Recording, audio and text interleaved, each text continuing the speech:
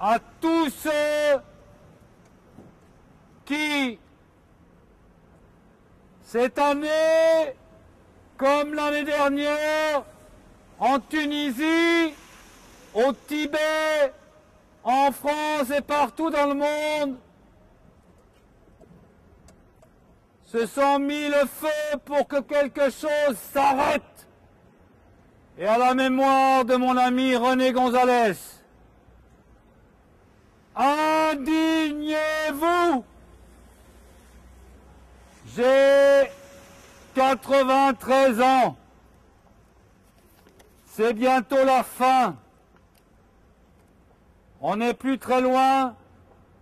La chance de parvenir pour en profiter et rappeler ce qui a servi de socle à mon engagement politique, les années de résistance et le programme élaboré il y a 70 ans par le Conseil national de la résistance. C'est à Jean Moulin que nous devons la réunion de toutes les composantes de la France occupée pour proclamer leur adhésion à la France combattante. De Londres, où j'avais rejoint le général de Gaulle en mars 1941, j'apprenais que ce Conseil avait mis au point un ensemble de principes et de valeurs sur lesquels reposerait la démocratie moderne de notre pays.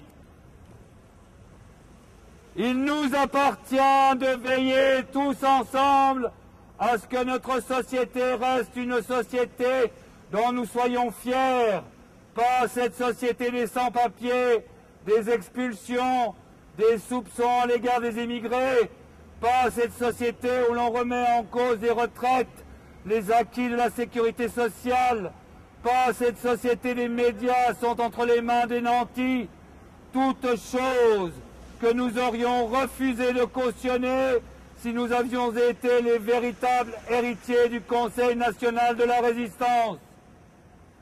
À partir de 1945, après ce drame atroce, c'est à une ambitieuse résurrection que se livrent les forces présentes au sein du Conseil de la résistance.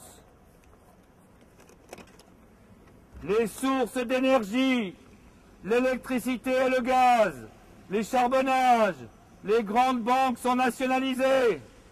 Le programme préconisait encore le retour à la nation des grands moyens de production monopolisés, fruit du travail commun, des sources d'énergie, des richesses du sous-sol, des compagnies d'assurance et des grandes banques. L'instauration d'une véritable démocratie économique et sociale impliquant l'éviction des grandes féodalités économiques et financières de la direction de l'économie. La résistance propose une organisation rationnelle de l'économie assurant la subordination des intérêts particuliers à l'intérêt général, affranchie de la dictature professionnelle instaurée à l'image des États fascistes. On ose nous dire que l'État ne peut plus assurer les coûts de ces mesures citoyennes. Mais comment peut-il manquer aujourd'hui d'argent pour maintenir et prolonger ces conquêtes alors que la production de richesses a considérablement augmenté depuis 1945, période où l'Europe était ruinée?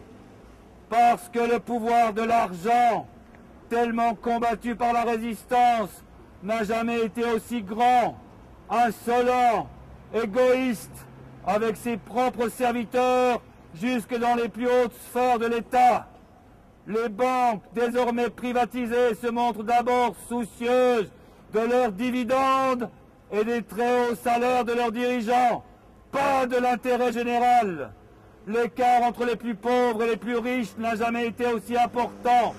La course est à l'argent et à la compétition encouragée. Le motif de base de la résistance était l'indignation. Nous, vétérans des mouvements de résistance et des forces combattantes de la France libre, nous appelons les jeunes générations à faire vivre, transmettre l'héritage de la résistance et ses idéaux.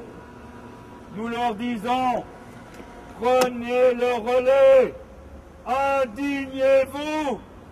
Les responsables politiques et économiques, intellectuels et l'ensemble de la société ne doivent pas démissionner ni se laisser impressionner par l'actuelle dictature internationale des marchés financiers qui menace la paix et la démocratie.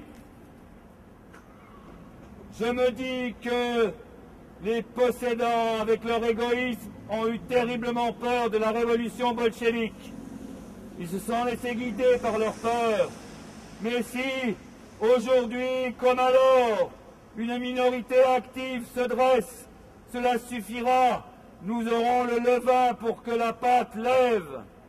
Certes, l'expérience d'un très vieux comme moi, né en 1917, se différencie de l'expérience des jeunes d'aujourd'hui. Je demande souvent à des professeurs de collège la possibilité d'intervenir auprès de leurs élèves et je leur dis « Vous n'avez pas les mêmes raisons évidentes de vous engager. Pour nous, résister, c'était ne pas accepter l'occupation allemande. La défaite, c'était relativement simple. Simple comme ce qui a suivi la décolonisation, puis la guerre d'Algérie. Il fallait que l'Algérie devienne indépendante, c'est évident. Pour moi, les raisons de m'indigner sont nées moins d'une ambition, d'une émotion que d'une volonté d'engagement. La responsabilité de l'homme qui ne peut s'en remettre ni au pouvoir, ni à un Dieu. Quand je suis entré à l'école normale à la rue d'Ulm en 1939, j'y entrais comme fervent disciple du philosophe Hegel et je suivais le séminaire de Maurice Merleau-Ponty. Mais mon optimisme naturel, qui veut que tout ce qui est souhaitable soit possible, me portait plutôt vers Hegel. Hegel, c'est la liberté de l'homme progressant étape par étape. L'histoire est faite de chocs successifs. L'histoire des sociétés progresse. Au bout, l'homme ayant atteint sa liberté complète, nous aurons l'État démocratique avec un grand D comme Denise. Un ami de mon père, l'homme qui a partagé avec lui la tâche de traduire en allemand La recherche du temps perdu, le philosophe allemand Walter Benjamin, a tiré un message pessimiste d'un tableau du peintre suisse Paul Klee. L'ange ouvre les bras comme pour contenir et repousser une tempête qu'il identifie comme le progrès. Pour Benjamin, le sens de l'histoire, c'est le cheminement irrésistible de catastrophe en catastrophe. C'est vrai, les raisons de s'indigner peuvent paraître aujourd'hui moins nettes ou le monde trop complexe. Qui commande? Qui décide? Il n'est pas toujours facile de distinguer entre tous ces courants qui nous gouvernent.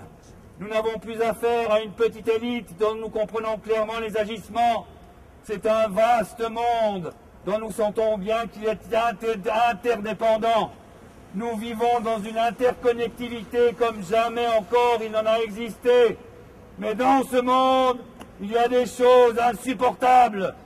Je dis aux jeunes, cherchez un peu, vous trouverez. La pire des attitudes, c'est l'indifférence. Dire je n'y peux rien, je me débrouille. Vous perdez l'une des composantes essentielles qui font l'humain, à savoir la faculté d'indignation et d'engagement qui en est sa conséquence. On peut déjà identifier deux défis. Un, la très grave injustice infligée à beaucoup trop grande partie de l'humanité, privée des fondements nécessaires à une vie décente, et pas seulement dans les régions lointaines du monde comme l'Afrique, l'Asie, Haïti, mais plus près dans les banlieues de nos grandes villes, là où l'isolement et la pauvreté nourrissent la haine et la révolte. L'écart entre les très pauvres et les très riches, une innovation du XXe et du XXIe siècle, ne cesse de s'accroître. Elle est d'autant plus inacceptable qu'aujourd'hui, pauvres et riches sont en contact, ils se connaissent, ils voient la même publicité pour toutes sortes de biens. Quand j'avais 20 ans, nous savions que Henry Ford Motors avait établi une échelle des salaires acceptables allant de 1 à 20. Aujourd'hui, elle va de 1 à 500 et l'écart ne cesse de s'accroître. C'est un défi que nous devons relever en nous indignant, en nous engageant. 2.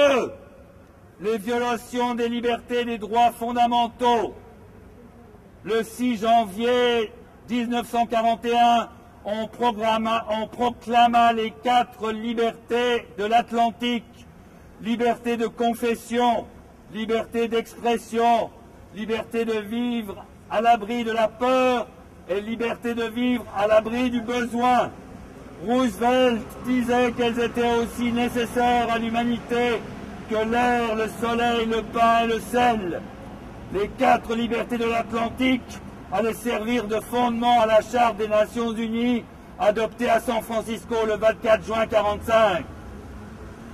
Que la dignité, on peut y lire, que la dignité de la personne humaine est un préalable à tout programme. Intéressant, non?